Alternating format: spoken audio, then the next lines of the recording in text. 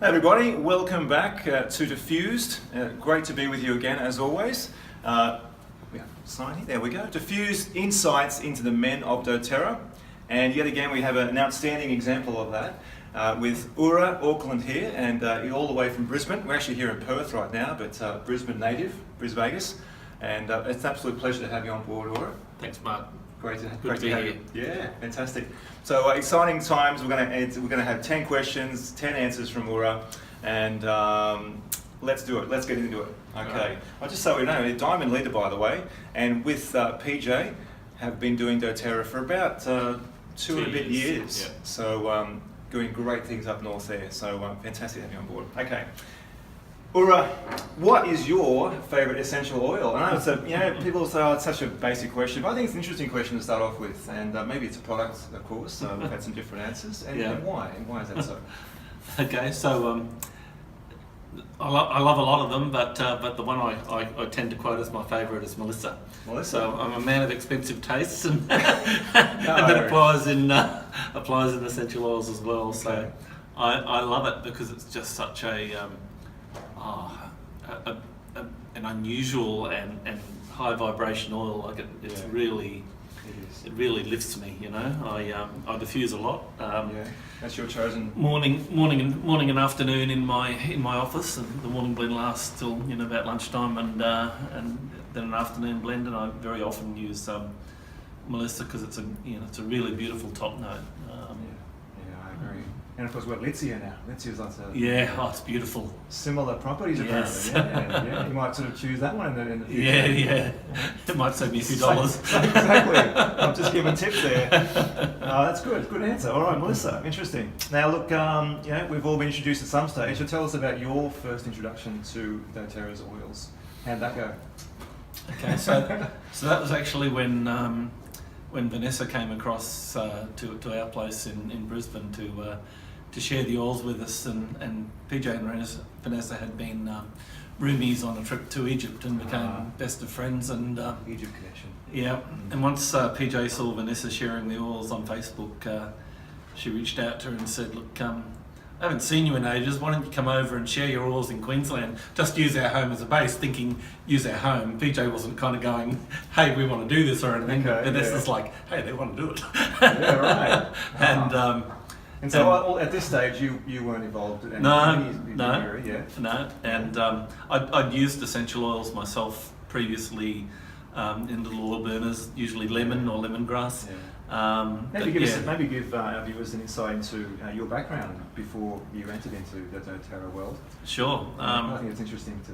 Yeah, look, I was a finance guy, a chief financial officer, and sometimes chief operating officer in predominantly in medical or science-based companies, medical diagnostics, medical devices, and then water science for a few years. What a shift! Yeah, look, I was never an archetypal finance guy. For me, it was never about the numbers. To me, I was the guy who understood numbers and could help the people achieve what we needed to achieve together through making the numbers work for us. And then in about 2008, I kind of had a bit of an awakening and kind of turned my back on the corporate world for a while. My passion has been to help business become more conscious, and it was funny that turned out to be what Doterra were. In many ways. Yeah, and we'll get back to that in a second. Indeed. I think it's a fascinating insight into your history. So that was your first introduction. So here you are, fully fledged, full time. So how did you feel? I mean, when those oils first came into your home, was it a positive reaction? Was it like a bit of skepticism, perhaps, coming from a very different background? Well, Vanessa came and did a class at our place, and she got about 40 people into the room. Wow. I think one or two of whom we knew. Just two, right? Yeah. And she was this high energy, Energizer Bunny kind of little fairy kind of thing, and I'm like, wow, she's like an Energizer Bunny. Yeah. And is this what the oils do? But the oils, and we had the experience as you do in a class of the oils going around, and they were pretty amazing. But at that stage, You were there on the outside looking in. Perhaps. Yeah, I was. Yeah, I was on the outside looking in. Yeah, that's a good way to put it. And but we did sign up and started using the oils in our life, and I think the first real impact they had on me was there was a flu season where for about you'd get the flu for about 7 weeks. It was really severe, and really bad headaches were a part of it, and I found that the peppermint really profoundly eased the headaches, and so that was my first experience. That was my aha moment where. I think us blokes really need a bit of an aha moment. We do. Yeah, it's actually taking a bit longer for us, but we get there. Yeah. That's great. Good insight. So look, I mean, obviously now you've been doing it for 2 years. You're diamond leaders and doing great things. And what do you enjoy about Doterra as a company? And of course, you've fair experiences with companies. So. Yes. Yeah. So look, they blow me away. They brought me to tears the first time I went to Global Convention. And being in tears at Global Convention is not an uncommon experience, but plenty of that. I'd identified my life purpose as being focused on stewardship, and that was in about 2010 when I kind of connected with stewardship as a concept. And between 2010 and 2015, when we went to our first Global Convention, I'd never heard that word out of another person's mouth in the corporate world, let alone somebody who actually meant it. And we got to Global Convention, and Corey Lindley, the CFO of all people, was speaking and started to speak from his heart about the importance of stewardship and how Doterra take their role as stewards of the earth so seriously through co-impact sourcing and through Healing Hands, and I was just in tears. Absolutely.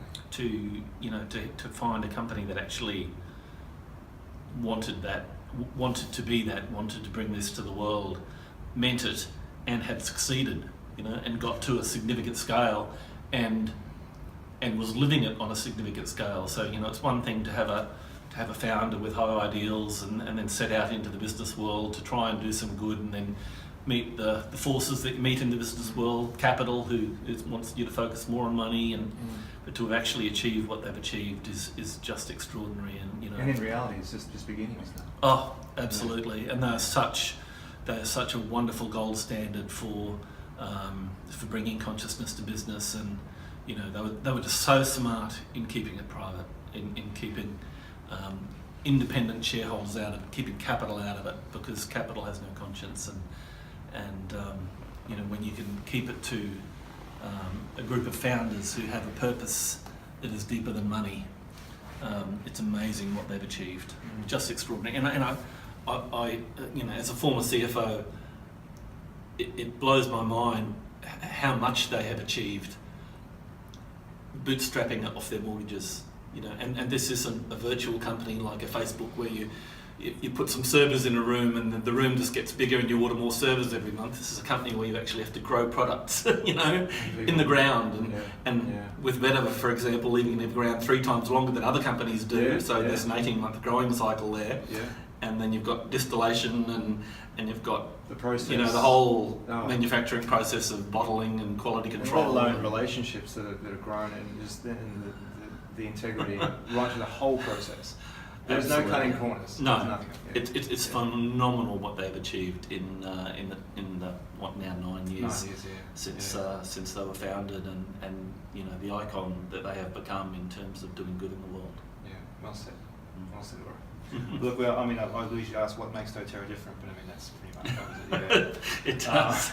Now, I know this is something you're very passionate about also, and so what do you say to men who aren't convinced about Doterra? Perhaps their partner's doing the business and it's early on in their journey, and the guy's seeing a lot of dollars going out and not much coming in, so you're a dollars guy, numbers guy. What do you say to men who aren't convinced? I'm actually partway through writing a blog about this, because the skeptical husband is a real phenomena in this business, because the Wellness Advocate is more commonly a woman. There are some men kind of leading the charge in the business, but more commonly it's the woman who finds the business, and I guess the experience of the woman Wellness Advocate, where she's in a relationship with a male partner, is sometimes it's passive support, sometimes it's strong support, but more commonly it's skepticism. And unfortunately, and look, I think that the thing that I can best help men understand is what the journey actually looks like, and that's, at the beginning that was the question in my mind when PJ kind of stepped into it. And we initially bought the little kit, the essential collection, and because money was a little bit tight for us at the time when Vanessa came across and did the class, and we weren't planning to do the business at that stage. The decision to do the business came about 6 months later, and at that stage PJ said, okay, I really want to do this seriously, and I want to get the all sharing kit, and so she got the all sharing kit. And that was fine, and we talked about it, and it was going to be a fair bit of money, but that's okay. And she ordered some other stuff quickly behind that on another LRP order, so I think we spent a couple of grand in the first month. And all right, we talked about that. That's good. Sounds really town story, actually. And then the second month she forgot to change the LRP, so we got the second all sharing kit. Really? Oh no! And so when I saw the credit card statement, big mistake. When I saw the credit card statement, I was like, are we going to have to spend a couple of grand every month? So I needed to start to get my head around the business model, and some men would have had just an absolute connection bit. Just running around circles. I gave our upliner a call. Paul was just getting involved in the business at the stage with Vanessa, and I gave Paul a call and asked him to sort of kind of run me through the business a bit. And to me, that's how we, as people who are deeper in on the journey, can help husbands of new wellness advocates, is to give them an understanding of what the journey looks like, and look, here's how it's going to be when you're elite, and here's how it's going to be when you're premier, and here's the kinds of things that you and your partner are going to have to succeed at in the business, and the journey's going to look roughly like this. And here's what your options are. You can be fully in, doing it full time, or you can do it slower, but here's the consequences of doing that. But I think we really need to help them understand the journey.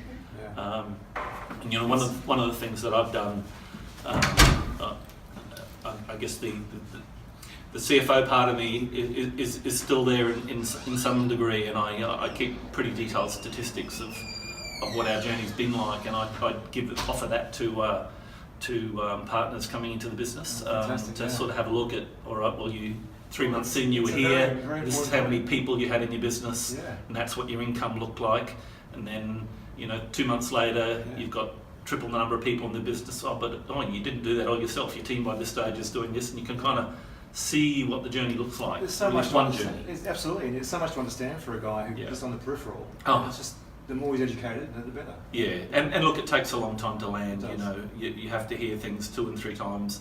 To me, I liken it to you can't take the knowledge in until you've got the structure to put it on, and it's like you get a trunk the first time you hear it, and then you get the branches on the trunk, and then you get the twigs off the branches, and then you can put the leaves on finally, and you can't put the leaves on until all that other structure is there, and so you really have to hear it again and again. Beautiful way, it's a good way of saying it. Good sharing. Look, I know this is also something you're very passionate about. We were just talking about it earlier this morning. How do you see men's health at the moment? Of course, the oils are such an integral rite of passage, I think, for everybody. But how do you see the situation for men at the moment, and the possibilities, perhaps? I love what doTERRA does for men's health, for everybody's health. But I think men are a bit of a special case in that we hate going to the doctor, and we even talking about our issues. Absolutely. It's not. I know you do your men's groups, yes, which is fantastic. Yes, might want to share about that. Yeah, sure. Look, prior to getting into men's work, I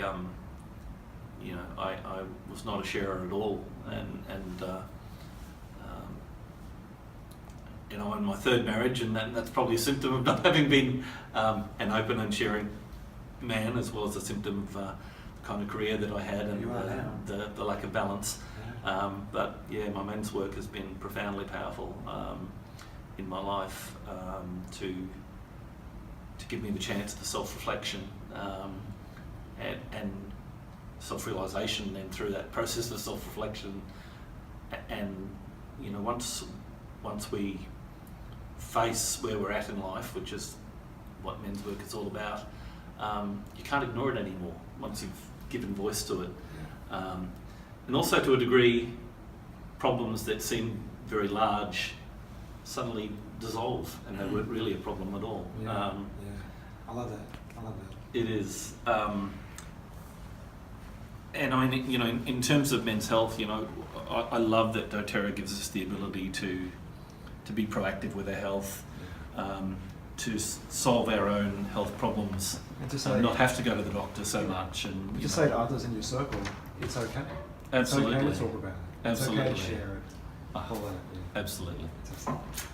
Beautifully said. Now, what do you see, or once again, being a numbers guy, what do you see as the future of essential oils in the world? I know there was a bit of talk about this yesterday here in Perth. Yes. The future of essential oils in the world. Isn't it exciting? I mean, this is hugely a beginning. exciting. The numbers that are really thrown is. around. It really is. And the fact that Doterra is bringing credibility to essential oils, Good word. Good word.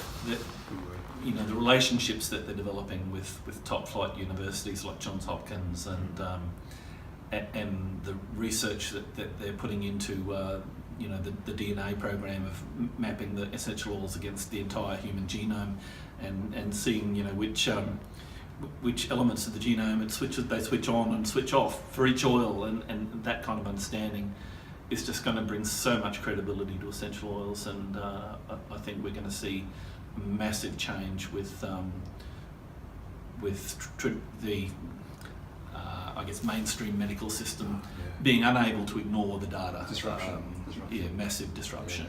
The sourcing chain so strongly, and with long-term contracts, so that, there's not going to be anybody else who's going to be able to tap supply, because Doterra have got so much locked up. It's an overlooked feature of the company, is the Yes. stability and that long-term vision. It's incredible. Yeah. I really see them being a very sustainable business for a very long time to come. Absolutely. Yeah. Look, a couple more questions. There's two more. Also, just tell us about the last time you perhaps shared with someone that was unusual or a bit different. Something that we can relate to, perhaps even. I know we had lots of different stories on this Diffused, but you might have something special.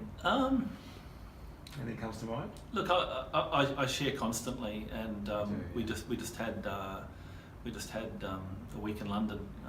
You've been around travelling the world the last few weeks. Unbelievable. We've had a beautiful few weeks. Egypt. Yeah, Egypt, Italy, Amsterdam for global convention, with a European convention, I should say, with Doterra, and then.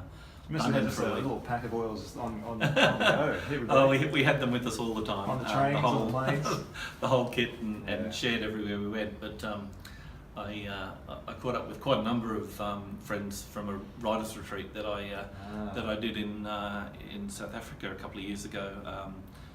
Which, even though it was in South Africa, there were a lot of London people there because of the network that the guy who put it on, William White Cloud, had in London, and so I had a whole bunch of people to catch up with, and they were just so excited, and everybody that I caught up with was engaged in wanting to know about the oils.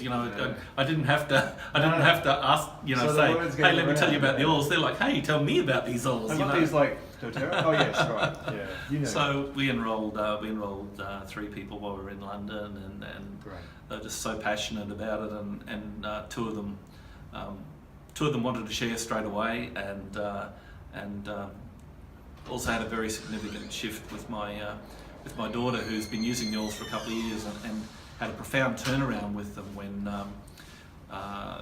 they helped her with a major health issue that was plaguing her life, and that was making it very hard to have a quality of life, and turned that situation around in about 2 to 3 months. And so she's been a user for a while, but the business kind of scared her, so we were able to give her a little bit of exposure to what the business looks like, and for her to understand that all you're doing is sharing your passion. She's like, okay, I'm going to do this with your dad. So Awesome. How fulfilling, yeah. After such a journey. Yeah.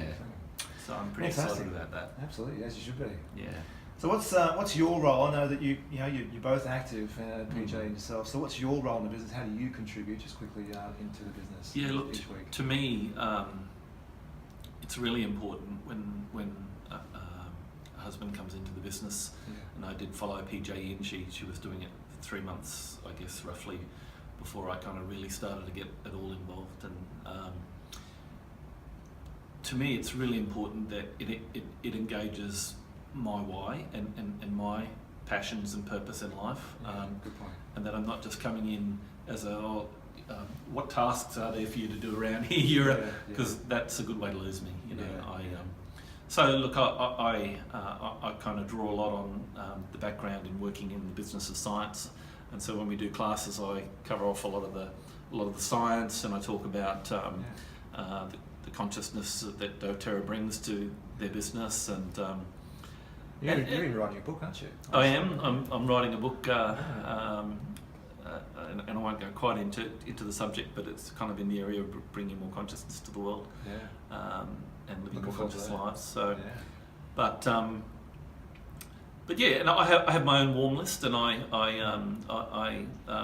make my own reaches out to people that I enrol, and I guess PJ probably enrolls a few more than I do, but I probably do 40% of our enrolments. And you make a great partnership, I have to say.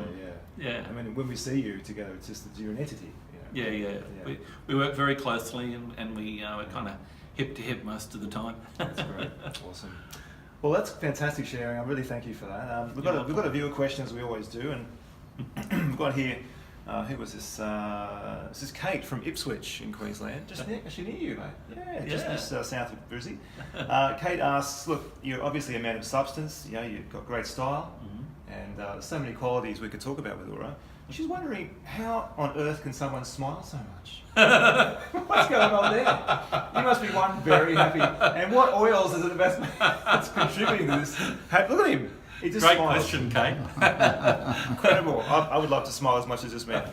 But look, in all honesty, in seriousness, thank you so much for joining us and sharing your thoughts, your insights into your journey, your unique journey. Humbly, it always just hits me just the beauty of people's journeys and the integrity that all these men are showing, and you are absolutely a fine example.